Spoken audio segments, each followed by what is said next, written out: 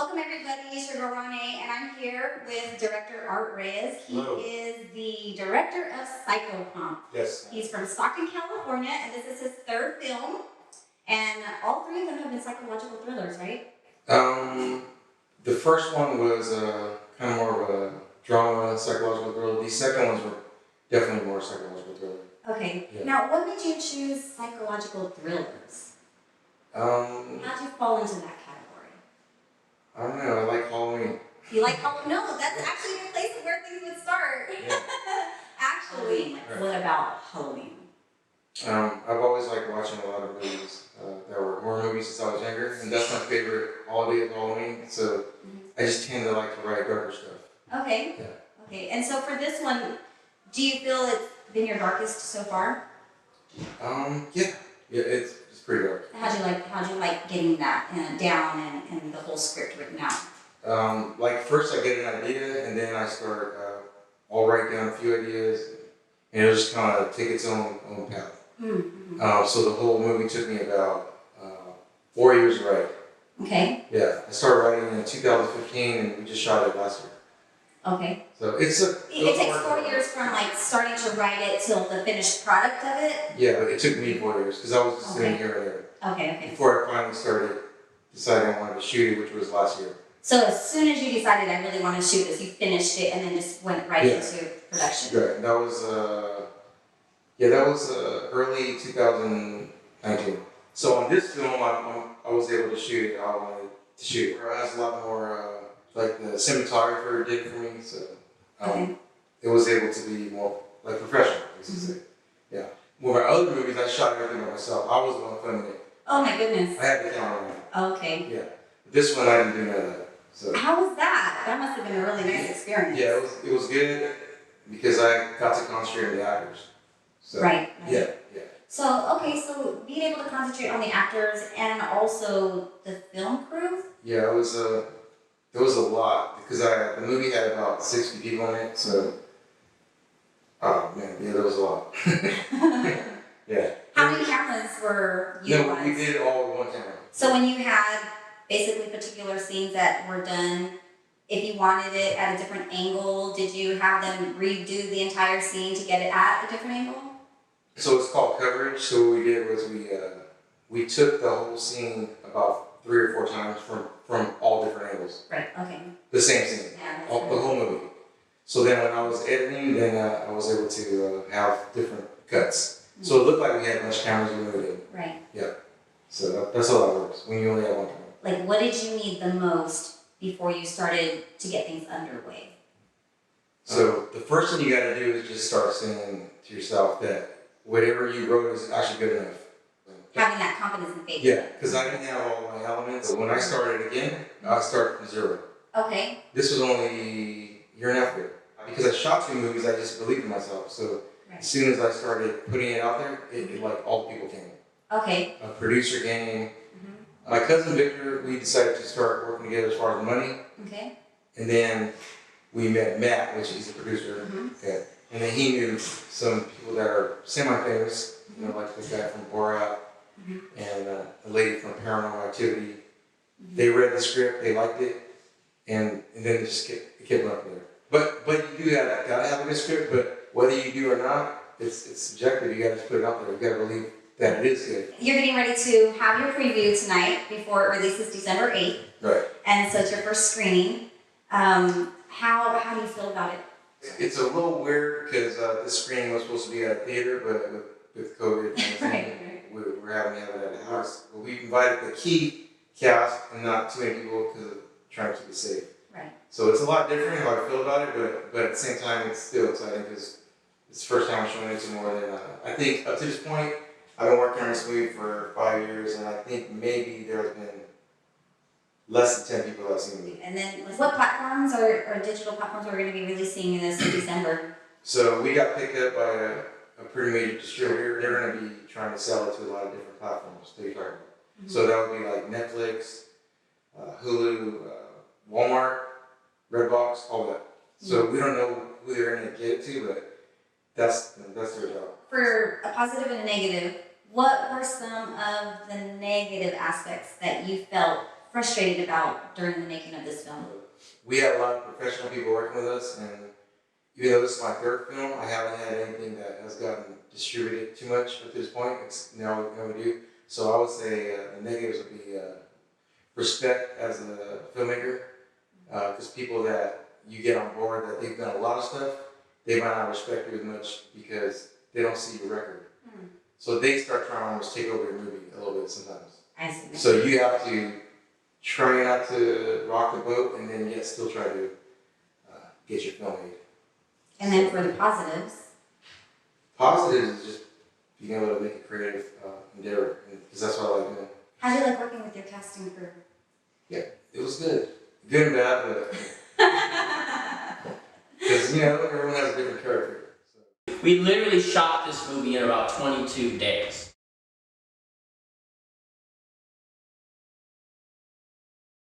Have everybody introduce themselves and their role in the film. So I'll go ahead and start at the end here. Yes, hi, my name is Quint Gabriel. I'm the executive producer of PsychoPomp, but I'm also playing two characters within this film called Ed and also Retrovision. And I'm Samantha Weller, and I play the role of Birdie in the movie.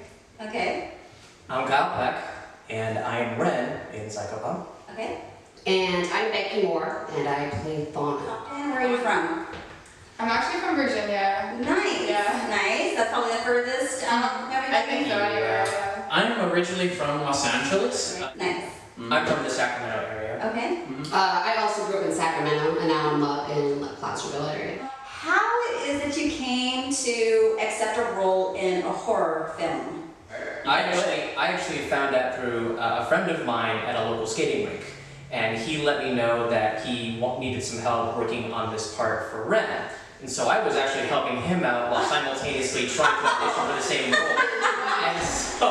And so 2 weeks afterwards, the auditions came in.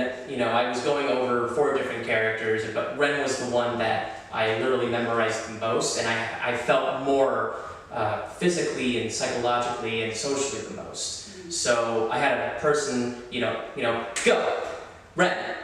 And I literally did it, and within like 5 seconds he was like, okay, great, now you're ready for the audition. And so I did my audition, and I just put my heart and soul in there, and it was quite the audition. How was it for you ladies? When I first saw the casting call for PsychoPomp, in my area there's like a lot of horror movies and stuff like that, and my first role was actually in an episode of Investigation Discovery. But I was kind of trying to get away from that a little bit, but I noticed that this was a casting call for a psychological thriller, and I haven't seen a lot of casting calls for that, so I was kind of like, oh, this looks interesting. And I saw that it was in Stockton, California. That really kind of stood out to me, because I'm like, I haven't heard of a lot of things being filmed there at all. And the character kind of stood out to me as well. And when I auditioned for it, I didn't think I had much of a chance because I was all the way in Virginia, so I actually did a self-tape that they asked me to do. And I really didn't think I would have much of a chance again, because I thought they were looking for just people in California. But I really felt like the character was just so interesting. But when I auditioned, it was the part where my character was at a bar and she starts talking about how she's seeing a bug, and I'm like, this character is so interesting, and so yeah, and then they called me about 2 or 3 months later, and they told me that I got the role, and it was really exciting. The actress that was originally going to play Fauna, for some reason, I think it was a car accident, she couldn't come in. I'm so sorry. I wish you well. And I was actually asked and given the script within 12 hours of when I started filming. Oh my I never acted. As a youth, I was like, I'm really feeling like an actress. I think I want to do this. But when you grow older, you kind of realize that's not an everyday thing that somebody can do.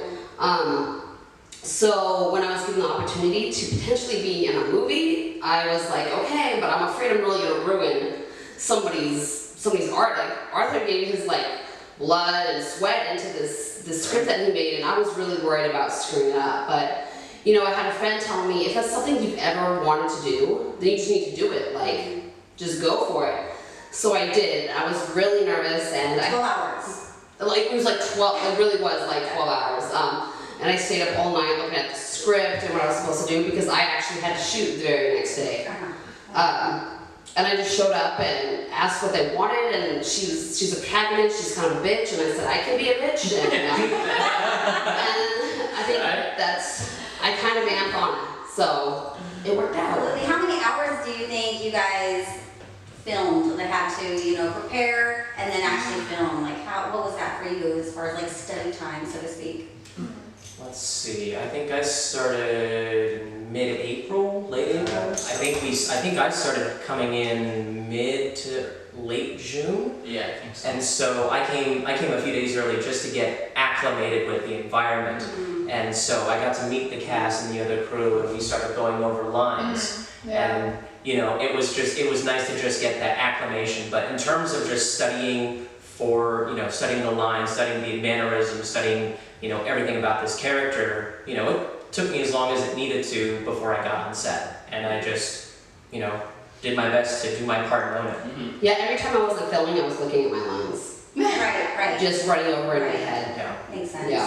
How about for you? Yeah, I think I also got cast around the same time, like in April, so I started, it was actually kind of difficult for me to figure out how to get in character because Birdie's a very interesting character, like she's kind of a psycho, but she's kind of not, and that makes sense, so I was trying to figure out like the best way to get into character, and I'm like, she sees this like bug, and you can kind of say like she's almost like a psycho character, but she's really not. She has this whole other side of her. Like she's very down to earth. She's a little bit anxious. She kind of dives right into things.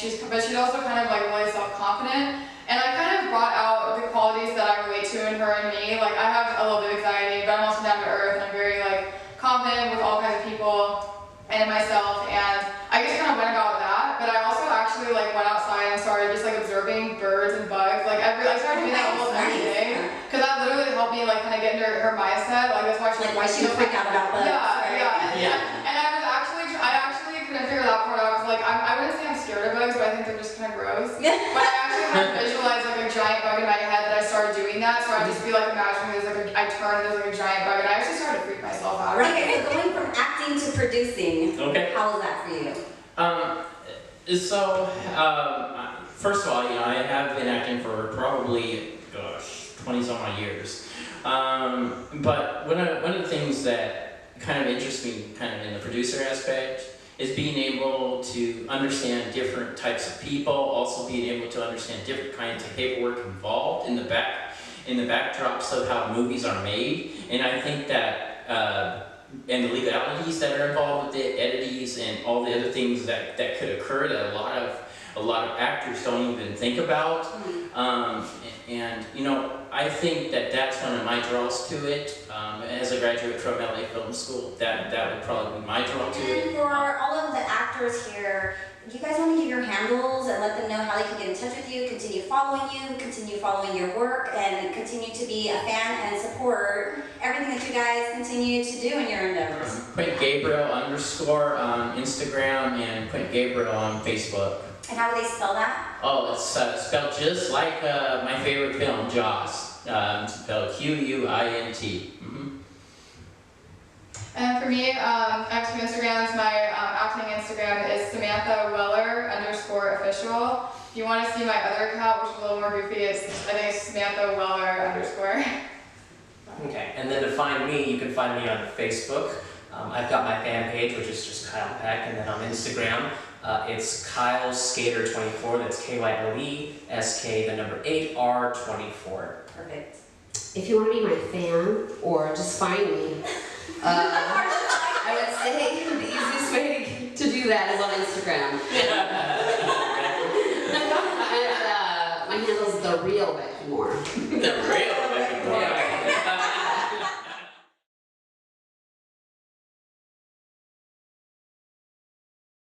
We have producer here.